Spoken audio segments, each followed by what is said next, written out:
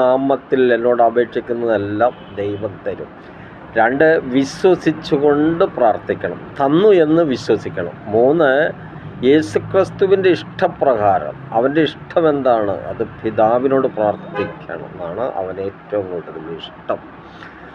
4, മടുത്തു പോകാതെ പ്രാർത്ഥിക്കണം. നമുക്ക് അല്പനേരം പ്രാർത്ഥിക്കുമ്പോഴത്തേക്കും മടുത്തു പോകും. അങ്ങനെയാണെങ്കിൽ അങ്ങനെ പ്രാർത്ഥിക്കരുത്. 5, ഐക്യമത്യപ്പെട്ട് പ്രാർത്ഥിക്കണം. 2 പേർ ഒന്നിച്ച് ഐക്യമത്യപ്പെട്ട് പ്രാർത്ഥിച്ച ആ പ്രാർത്ഥനയിൽ എന്തും കർത്താവ് തരും.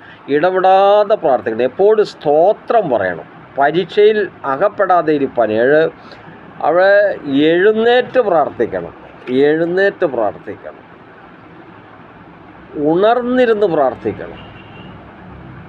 തങ്ങളെ തന്നെ താഴ്ത്തി ദുർമാർഗങ്ങളെ വിട്ടുപിരിഞ്ഞ് യഹോവയോട് യേശുവിൻ്റെ നാമത്തിൽ പ്രാർത്ഥിച്ചാൽ അവരുടെ ദേശത്തിന് തന്നെ സൗഖ്യം തരും, ഭവനത്തിന് സൗഖ്യം തരും, ലോകത്തിന് സൗഖ്യം വരും. അത് എല്ലാം